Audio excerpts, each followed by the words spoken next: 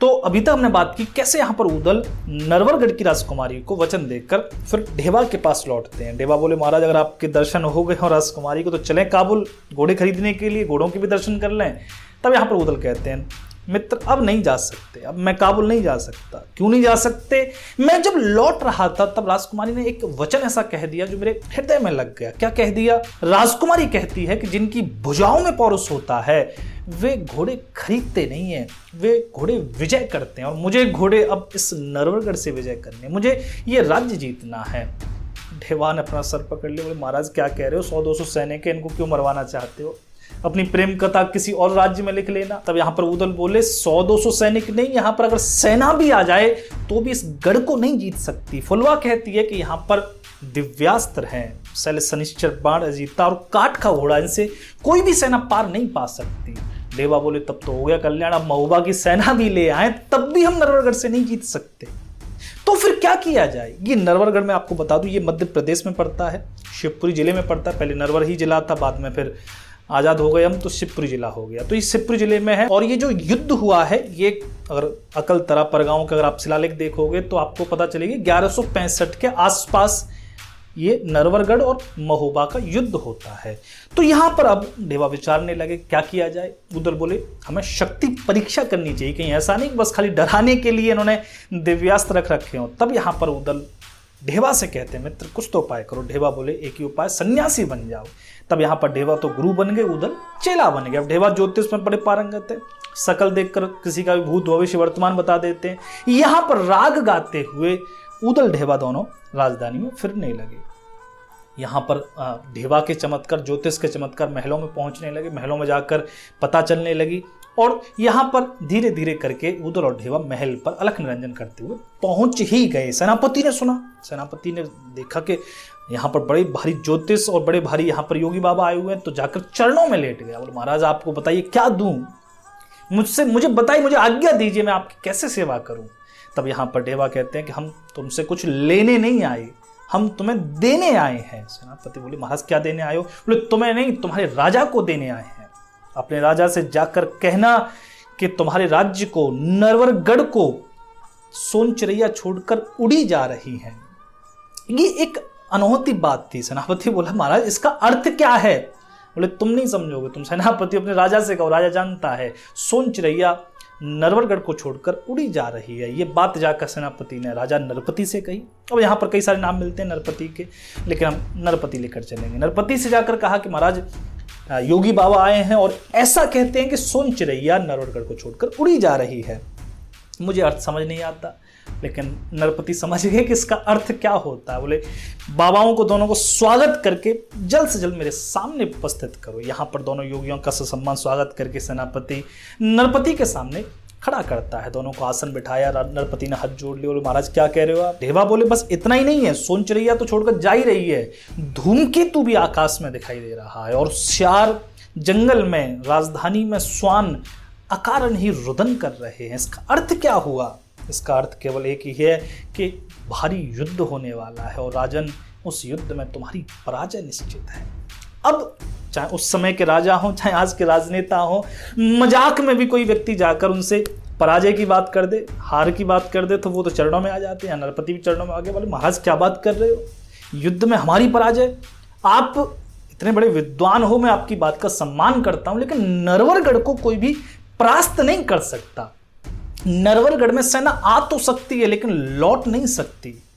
हमारे पास ऐसी शक्तियां हैं, बस ऐसी शक्तियों को देखने के लिए तो आए थे उदल। तब यहां पर उदल बोल पड़े, बोले महाराज अगर विद्या को दोहराया ना जाए, मंत्र को दोहराया ना जाए तो विस्मृत हो जाते हैं।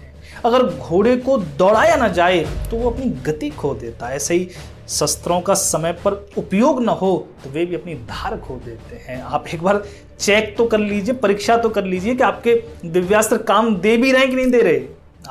आपके राज्य ने युद्ध देखे कई वर्ष व्यतीत हो गए, यहाँ के लड़ाके वीर, यहाँ के सैनिक युद्ध लड़ना भी भूल गए हैं, इसलिए आप जरा परीक्षा तो करिए। बोले महाराज ये आपकी बड़ी अच्छी बात है, मैं आपके सामने ही परीक्षा करवाऊंगा। तब यहाँ पर अपने बड़े पुत्र मकरंद को आज्ञा दी कि आप इन योगियों को अपने वो अस्त्र दिखाओ। तब मकरंद यहाँ उदल ढेवा को ले गया। उदल ढेवा की नजर बस दिव्यास्त्रों पर थी। कैसे दिव्यास्त्र हैं जो नरवरगढ़ कभी भी जिनकी वजह से हारा नहीं है।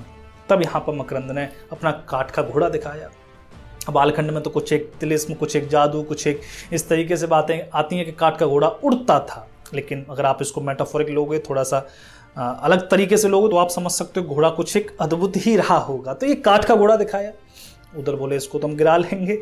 और अगला अस्त्र, तब यहाँ पर अगला अस्त्र दिखाया बाण अजीता। अजीता क्या था? इसकी कई सारी शक्तियां बताई जाती हैं कि सम्मोहित कर देता था, मतलब अगर किसी भी सेना पर चलाया जाए तो वो बेहोश हो जाती है। इसको आप एक रसायन शस्त्र के रूप में भी ले सकते हो। रसायन शस्त्र पहले यूज किए जाते थे, जैसे आजकल वीपन चल रहे हैं ना ऐसे, इनको बैन कर रही है अमेरिका, तो इस तरीके से भी ले सकते हो।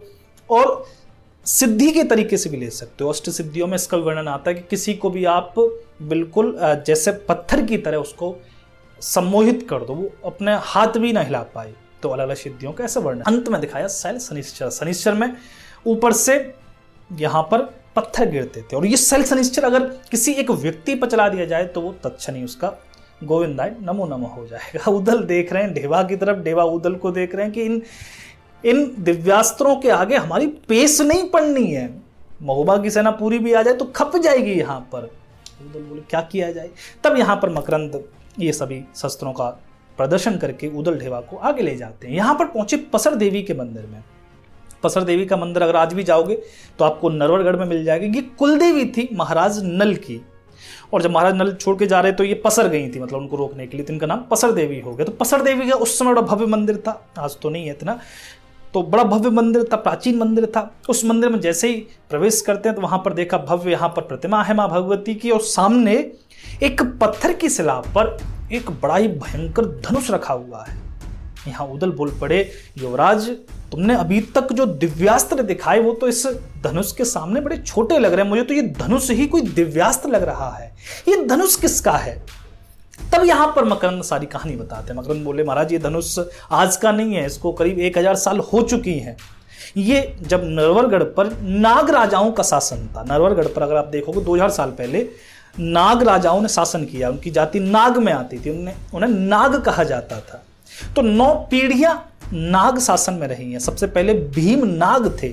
मकरंद बोले भीम नाग को ही मां भगवती ने यह धनुष दिया था, और इस धनुष के प्रभाव से नरवरगढ़ कभी भी पराजित नहीं हुआ। नागों ने बड़ा अद्भुत शासन किया, 9 पीढ़ियों तक शासन किया, लेकिन अंतिम जो राजा था वो देवनाग हुआ, वो विलासी हुआ। वो इतना ज्यादा विलासी हुआ कि इस धनुष को उठा नहीं पाता था, इस धनुष पर डोरी भी नहीं चढ़ा सकता था, इतनी भी शक्ति उसमें नहीं थी। तब यहां पर समुद्रगुप्त ने नरवरगढ़ को अपने अधिकार में ले लिया। तो समुद्रगुप्त ने नागवंश को बिल्कुल समाप्त कर दिया था। तब मकरंद यहां आगे बताते हैं कि महाराज तब से यह धनुष यहीं पर रखा हुआ है, और नागों की शक्ति समाप्त होने के बाद फिर कोई ऐसा सूरमा नहीं जन्मा जो इस धनुष को उठाकर इस पर डोरी चढ़ा सके, इस पर पतंचा चढ़ा सके। ऐसा कोई वीर नहीं जन्मा, बस खाली इसकी पतंचा बदली जाती है, कोई चढ़ाने वाला नहीं है। ये सुनकर उदल की भुजाएं फड़क उठी। अच्छा कोई सूरमा नहीं जन्मा। उदल यहाँ पर उस धनुष के पास पहुंचते हैं। मकरंद भी देख रहे हैं। मकरंद को लगा कि शायद योगी बाबा पास से देखना चाहते हैं इस धनुष को। उदल ने उस धनुष को उसके मध्य से पकड़ लिया और यहाँ मकरंद से बोले, युवराज जिस लंकापति रावण ने महादेव सहित कैलाश पर्वत को उठा दिया था, वही रावण उनका धनुष हिला तक नहीं पाया था, क्योंकि कैलाश भक्ति से उठाया था, धनुष वो अहंकार से उठाना चाहता था। ये धनुष शक्ति से नहीं भक्ति से उठेगा। यहाँ पर माँ शारदा का नाम लेकर उदल ने उस धनुष को उसके मध्य से पकड़ा, और जैसे कोई रणमत्त हाथी सरोवर से कमल दंड को उखाड़ लेता है, वैसे ही उदल ने उस धनुष को उठा लिया और दूसरे क्षण उस पतंचा को उस धनुष पर चढ़ा दिया कि भुजा फड़की। तब उदल की लीनों पल में दंड उठाए और जोर लगा के छोड़ दबायो, ले पतंचा धनु दंड चढ़ाए। वो धनु दंड यहाँ पर उदल ने सहज ही चढ़ा दिया। ये देखकर मकरंद को चक्कर आ गए, भाई जिसको इतने सालों से सैकड़ों वर्षों से कोई नहीं चढ़ा पाया कि कैसे चढ़ा दिया। मकरंद ने अपनी तलवार निकाल ली। तुम सन्यासी नहीं हो सकते, इस धनुष को चढ़ाने की शर्त ये भी है कि कोई नागवंशी ही इस धनुष को चढ़ा सकता है। तुम योगी नहीं हो, तुम सन्यासी नहीं हो, तुम कोई क्षत्रिय हो, अपना परिचय दो। तब यहाँ पर उदल मकरंद से कहते हैं, युवराज हाथ में तलवार लेकर कोई हमसे हमारा परिचय पूछ सके, ऐसा तो बावनगढ़ में कोई वीर नहीं जन्मा। आप बस युद्ध की तैयारी करो, क्योंकि नरवरगढ़ की रणभूमि में युद्ध का बिगुल जल्दी फूंका जाएगा। यहाँ पर उदल ढेवा दोनों अपने अपने घोड़े पर सवार हुए। मकरंद देखते रह गए, क्या शक्ति शौर्य था। उदल ढेवा उस गढ़ से निकल गए, बाहर निकल गए। बस यहाँ से बस महोबा की तरफ जाना था। यहाँ उदल ढेवा दोनों नरवरगढ़ को छोड़कर महोबा पहुंचते हैं। महोबा में उदल ने मना कर दिया, महोबा में नहीं जाऊंगा, मैं कीरत सागर पर अपना तम्बू लगाऊंगा, तुम यहाँ पर भैया आला को ले आओ। ढेवा पहुंचे आला के पास। भैया उदल को नरवरगढ़ में चुड़ैलों के साई ने घेर लिया है, विक्षिप्त हो गया है, तो आप ही जाकर देखिए। तवाला पहुंचते हैं, राजा परमाल पहुंचते हैं, देखते हैं उदल की स्थिति थोड़ी सी गंभीर है, बीमार पड़े हुए हैं। तब उदल की भाभी को बुलाया जाता है, क्योंकि वो नैनागढ़ की थी।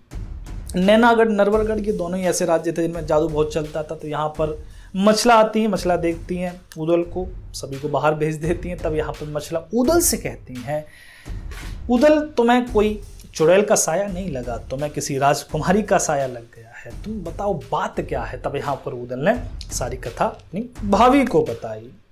मछला समझ गई क्या चाहते हैं उदल। तब मछला आला को समझाती, क्योंकि उदल नहीं समझा सकते, बड़े भाई हैं, आला बिखर जाएंगे। तब यहाँ पर मछला आला को समझाती हैं। आला ने बिल्कुल स्पष्ट मना कर दिया, केवल इस बात के लिए मैं इतना बड़ा युद्ध नहीं रोक सकता नरवरगढ़ में। बार बार समझाया, लेकिन मछला भी एक क्षत्राणी है। देवियों को जब क्रोध आता है तो ढंग से आता है। यहाँ पर मछला को क्रोध आ गया, और क्रोध में तब आला से कहती हैं कि गुस्सा हुई कि मछला बोली, स्वामी छोड़ धरो हथियार और लहंगा लुगरो हमरो पहनो, अपनी देऊ ढाल तलवार। अगर आपको युद्ध से भय लग रहा है तो आप यहाँ पर मेरे वस्त्र पहनकर बैठ जाइए, अपनी ढाल तलवार मुझे दीजिए, मैं अपने देवर का विवाह नरवरगढ़ से ही करा कर लाऊंगी। जब ऐसी बात सुनी तो आला भी यहाँ पर ताव में आ गए। आला ने यहाँ एक पत्र वीर मलखान के लिए सिरसागढ़ में भेजा। रूपनबारी यहाँ पत्र लेकर जाते हैं। मलखान भी यहाँ समझ गए कि बस अब युद्ध का डंका बजने वाला है। मलखान दौड़ते हुए महोबा पहुंचते हैं। आला ने यहाँ पर सारी बात बताई। आला बड़े चिंतित हैं। आला बोले नरवरगढ़ से युद्ध भारी पड़ेगा। क्यों भारी पड़ेगा? तब मलखान से यहाँ पर आला कहते हैं कि कठिन मवासी नरवरगढ़ है, राजा नरपति को है राज, और काट को घोड़ा बाण जीता सैल सनिश्चर है गढ़माए, जिनके मारे दल विचलत हैं, कोई सूर न आड़त पाव। मलखान नरवरगढ़ में 3 दिव्यास्त्र हैं, जिनकी मार सहना किसी भी सेना के बस की नहीं है। ये सुनकर मलखान ताब में आ गए। मलखान बोले भैया कैसी बात करते हो कि यह सुन मल के बोलन लागे, भैया धीर धरो मन माहे, और ब्याह रचइए हम उदल को नरवरगढ़ दिए करवाए। आप निश्चिंत रहो भैया, उदल का विवाह नरवरगढ़ से ही होगा। मैं नरवरगढ़ को गर्द में मिला दूंगा, धूल में मिला दूंगा। लड़नो मरनो समर भूमि में, यही क्षत्रिय को व्यापार। हमारा तो व्यापार ही रणभूमि में लड़ना मरना। और क्षत्रिय लड़ना भूल जाता है, जो लड़ने से छिपने लग जाता है, जो लड़ाई को छोड़ने लग जाता है, फिर उसकी तलवार में धार नहीं बचती। और किसी भी राज्य की रक्षा के लिए तलवार की धार बड़ी जरूरी है भैया। यहाँ पर मलखान ने ऐसा आला को समझाया कि आला भी तैयार हो गए। उदल के सारे निगाचार किए गए। उदल को बड़ा हल्दी वल्दी सब लगा के, यहाँ उपटन लगा के उदल को बड़ा मलुक बनाया गया। उदल को दूल्हे के वेश में यहाँ पर बिठाकर सारी सेना बराती बनकर और अपने शस्त्र अस्त्र लेकर चलती है महोबा से। नरवरगढ़ से 3 कोस ही यहाँ पर उन्होंने अपना पड़ाव डाला। अब पत्र भेजा जाएगा, निगाचार किया जाएगा, पनवारी भेजी जाएगी। अब पनवारी कौन लेके जाएगा? सभी ब्राह्मण बैठ के, पनवारी कौन लेके जाएगा? पनवारी वही लेके जाएगा जो लेकर जाता रहा है, जो आला के विवाह में गया था, जो मलखान के विवाह में गया था। कौन? रूपनबारी जाएगा। तब यहाँ पर रूपनबारी को फिर उपस्थित किया। रूपनबारी बोला मैं ही मिलता हूँ महाराज, हर बार पनवारी मैं ही दे के आऊँ, और पनवारी आप ऐसे नहीं भिजवाते, वो भी अच्छे से भिजवाते। लेकिन यहाँ पर मलखान ने समझाया रूपन बार बार उदल का विवाह नहीं होने वाला, ये समय रोज नहीं आने वाला, इसलिए ये शौर्य दिखाने का अवसर भी रोज नहीं प्राप्त होगा। तुम्हारा ये शौर्य वर्षों तक ऐसे ही स्मरण किया जाएगा, इसलिए जाना तो तुम्हें ही पड़ेगा। और महाराज कोई भी लोभ दे लो मुझे, मैं नहीं जाऊंगा। लेकिन जब उदल ने समझाया मित्र तुम्हें मेरे लिए इतना तो करना पड़ेगा, तब यहाँ बेंदुल लेकर, तलवार लेकर दोनों उदल और मलखान की रूपनबारी वो पनवारी लेकर निकलते हैं नरवरगढ़ के लिए। पीछे से मलखान बोले रूपन जा तो रहे हो, लेकिन नरवरगढ़ को महोबा की शक्ति का परिचय कराकर ही लौटना। रूपन यहाँ पर अपना घोड़ा मोड़कर मलखान से कहते हैं, भैया आप निश्चिंत रहो, रूपन की तलवार का जौहर आज नरवरगढ़ में देखेगा। यहाँ पर रूपन बारी नरवरगढ़ के द्वार पर पहुंचते हैं। द्वारपाल आए, बोले महाराज कहाँ से आ रहे हो? बोले महोबा से आ रहे हैं, तुम्हारी राजकुमारी के विवाह का प्रस्ताव हुआ है हमारे उदल के साथ और मैं उसकी पनवारी लेकर आया हूँ। द्वारपाल भी देख रहा है कि ऐसा हिम्मती, क्योंकि हिम्मती चाहिए वहां पर जाने के लिए। द्वारपाल बोला तूने पी रखी है कि पी के दारू द्वारे आए, टेढ़ी बात कहे मतवाल। द्वारपाल बोला या तो तूने पी रखी या गांजा फूक रखा है, क्योंकि इसके अलावा इतनी हिम्मत किसी में नहीं है कि इस द्वार पर आकर ऐसी बात कर सके। लेकिन ऊपर बोला मैंने नहीं पी रखी है, तुम बस ये पनवारी लेकर अपने राजा को दो और उनसे कहना कि मेरा नेग भिजवाना ना भूलें। द्वारपाल बोला अपना नेग भी बता दे। रूपनवारी का वही नेग था जो सभी को वो बताते आ रहे थे।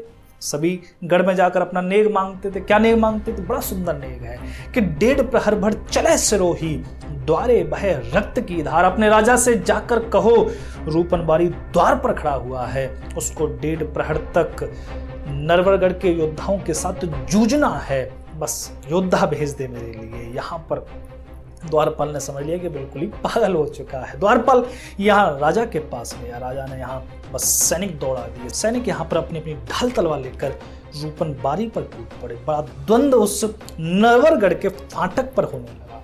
बस क्या कल्पना की जा सकती है, अकेला वीर रूपन बारी इन योद्धाओं से जूझ रहा है। धीरे धीरे धीरे धीरे द्वंद्व अपने चरम पर पहुंचने लगा। रूपन भी अपने दोनों हाथों में तलवार लेकर वहां बड़ी भयंकर मारकाट मचा रहे थे कि खेच सिरोही रूपन लीनो द्वारे होन लगी तब मार और दांतन काटे टापन मारे। बेंदुल खूब कीन मैदान यहाँ पर रूपन जूझ रहे हैं और रूपन के साथ बेंदुल भी अपनी टापों से कई क्षत्रिय वीरों को यहाँ धराशायी कर रहे हैं कि कागत बरने तह रूपना की, 2 हाथ करे तलवार। दोनों हाथों में यहाँ रूपन के तलवार चमक रही है और रंग बिरंगे क्षत्रिय हैगे, मानो होली खेले ग्वार। यहाँ पर सभी क्षत्रिय वीर खून में लथपथ हो गए। ऐसा लग रहा है जैसे ग्वारिया होली खेल रहे हैं। बड़ा अद्भुत ये द्वंद्व फाटक पर चला। लेकिन जब रूपन का मन भर गया, रूपन ने देखा कि अब नई बात संभलेगी। रूपन ने यहाँ पर फाटक से बाहर अपने बेंदुल को दौड़ा दिया और शिविर में पहुंच गए। मलखान बोले भली भांति परिचय कराया। बोले महाराज ऐसा परिचय करा दिया कि बस याद रखेंगे। यहाँ पर नरपति चिंतित हो गए। जब एक योद्धा ऐसा शौर्य प्रकट कर सकता, उससे पहले एक योद्धा ऐसा शौर्य प्रकट कर गया, तो इससे पार कैसे पाई जाएगी? मकरंद बोले आप निश्चिंत रहो, हमारे पास दिव्यास्त्र हैं। महोबा की सेना आ तो गई है लेकिन लौट नहीं पाएगी। अब यहाँ पर दूसरे दिन सूर्य उदित हुआ। नरवरगढ़ की रणभूमि में दोनों ओरी सेनाएं सज गईं। यहाँ नरवरगढ़ की ओर से मकरंद अपनी सेना का नेतृत्व कर रहे थे और महोबा की ओर से यहाँ मलखान थे, क्योंकि आला और उदल दोनों ही अपने शिविर में थे। उदल तो वहां दूल्हे के वेश में, तो वो तो लड़ नहीं सकते। आला को यहाँ मलखान ने नहीं आने दिया, तो मलखान अपनी घोड़ी कबूतरी को लेकर अपनी सेना का नेतृत्व कर रहे हैं। तो मलखान ने अंतिम उद्बोधन अपनी सेना को दिया। यहाँ अपने सैनिकों को गरजते हुए मलखान बोले कि होई प्यारी घर तिरिया जो अपनी तलब ले घर जाए। जिनको अपने घर की नारी, अपनी पत्नी से प्रेम हो, अपने घर से प्रेम हो, वो इस युद्ध से लौट जाएं, उनके लिए खुली छूट है। और होए प्यारी जो वीरगति सो सब खेलें हमारे साथ।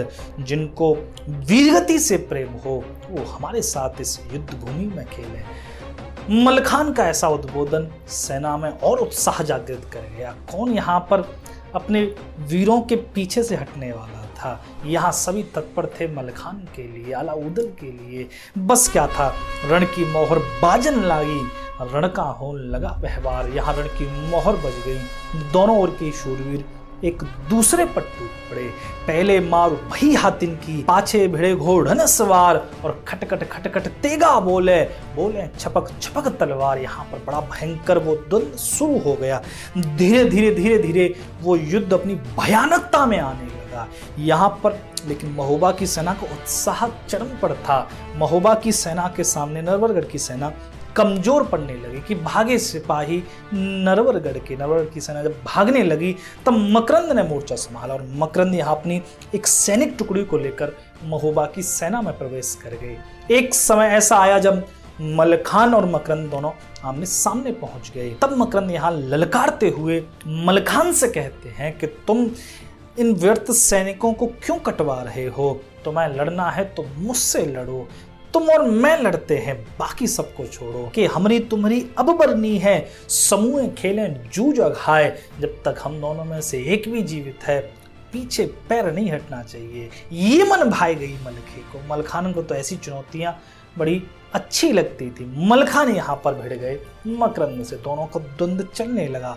मकरंद ने देखा कि मलखान से ऐसे पेश नहीं पड़ेगी, तब यहाँ पर मकरंद ने अपने बाण अजीता का प्रहार मलखान पर कर दिया, लेकिन बाण अजीता मलखान की छाती में लगकर कोई प्रभाव नहीं कर सका।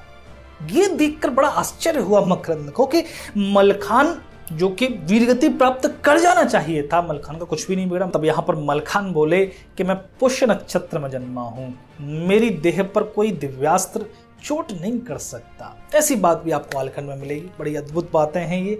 तब यहाँ मकरंद ने सोचा कि जब मलखान पर असर नहीं हो सकता तो उसकी घोड़ी को तो घायल किया जा सकता है। घोड़ी पर चला दिया। घोड़ी की यहाँ पर एक पैर जख्मी हो गया, पैर टूट गया। बिना घोड़ी के मलखान कैसे रणभूमि में इस तरीके से युद्ध कर सकते हैं? मलखान यहाँ पर कमजोर पड़ गए। इसी क्षण में शैल शनिश्चर का यहाँ पर प्रभाव कीना बाण जीता दोनों को एक साथ चलाया। ऊपर से पत्थर गिरने लगे, सेना भी यहाँ पर जड़वत हो गई, सारी सेना यहाँ पर सन्न हो गई।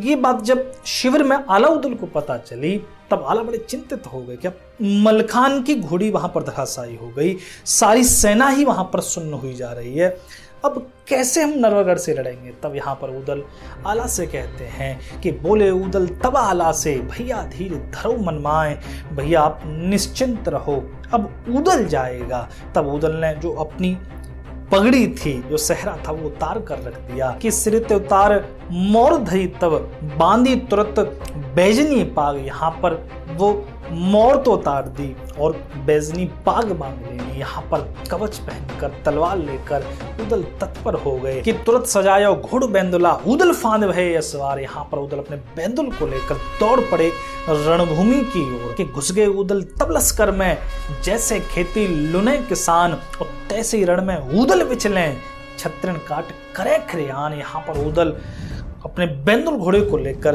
उस रणभूमि में प्रवेश करते हैं। बाप भयंकर यहाँ पर उदल द्वंद शुरू कर देते हैं कि घोड़ा मचला था उदल का, जामे भरे हजारों जवान और बड़े लड़ैया महोबा वारे, जिनकी मार सही न जाए। यहाँ पर जो महोबा की सेना बची हुई थी उसमें फिर से उत्साह आ गया और फिर भयंकर यहाँ द्वंद चलने लगा। लेकिन मकरंद के सामने जैसे ही उदल पहुंचे, मकरंद ने फिर यहाँ पर उदल पर वो सम्मोहन अस्त्र चला दिया और उस अस्त्र के कारण उदल यहाँ पर बेहोश हो जाते हैं। जो भी सेना थी साथ में वो सब बेहोश हो गई।